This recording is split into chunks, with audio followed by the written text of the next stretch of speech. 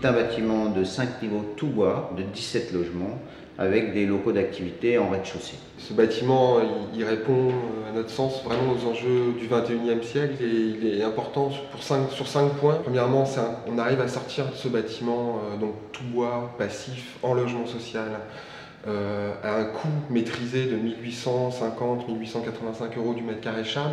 On commence à se rapprocher des coûts du marché. Le deuxième point, c'est d'arriver à faire un bâtiment passif, avec très peu d'équipements. On fait du plan climat Paris sans du tout avoir recours à des énergies renouvelables. Le troisième point, c'est l'approche coût global, c'est-à-dire qu'on a travaillé sur la maîtrise des charges en entretien maintenance en travaillant sur les coûts P1, P2, P3 pour arriver à sortir un coût moyen du bâtiment de 1 € par mètre carré Chab par mois sur une durée de vie de bâtiment de 30 ans. Donc le quatrième point, c'est de faire un bâtiment AR+5, donc de 6 niveaux, sur de la petite structure bois, donc accessible à tous les charpentiers, avec un bois qui du coup peut provenir de l'industrie française localisée. Et le cinquième point, c'était aussi de travailler sur les enjeux de biodiversité, sur l'aménagement, on végétalise la façade nord, sur les enjeux de résilience urbaine, de lutte contre les îlots de chaleur avec une toiture complètement avec une réflectance, sur les usagers, les futurs usages avec un jardin partagé. C'est un bâtiment à la fois très simple et à la fois très complexe, au sens où c'est un bâtiment qui croise donc, les certifications CERCAL type HCE Profil A, donc très lourd, 750 pages.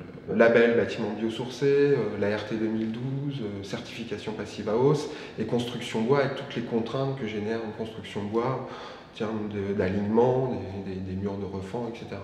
Donc on arrive à une très grande simplicité du bâtiment, mais très grande complexité en termes de conception. Si ce bâtiment répond aux caractéristiques qui sont les siennes dans ses études, à l'euro du mètre carré Chab en termes de charge, que l'entretien est simplifié, que le coût également se situe aux alentours du béton aujourd'hui, il n'y a pas de raison que l'on n'aille pas dans cette direction-là le plus souvent possible. Alors au niveau technique, c'est un parcours du combattant.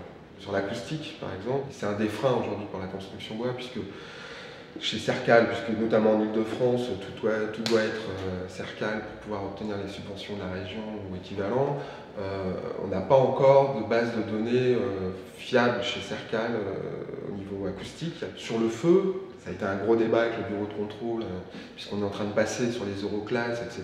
Donc on a des PV, par exemple, l'arrêté 86 nous demande du M2, et aujourd'hui on nous dit que tous les PV doivent être euroclasse, sauf que les CS1 des 0, on les a pas encore. Les DTU aujourd'hui sont plus du tout adaptés. Par exemple, on a des toitures terrasses accessibles sur support bois. Il faut savoir que le DTU bois ne vise pas les toitures terrasses accessibles sur support bois. Il ne les interdit pas, donc ça a été aussi une grosse discussion avec les bureaux de contrôle. Et on essaye de faire remonter en fait tous ces éléments à l'AQC, donc à l'Agence qualité de la construction, à la FCBA, pour montrer un peu tous les blocages, toutes les insuffisances aujourd'hui qu'il y a au niveau des normes, les zones de flou, etc.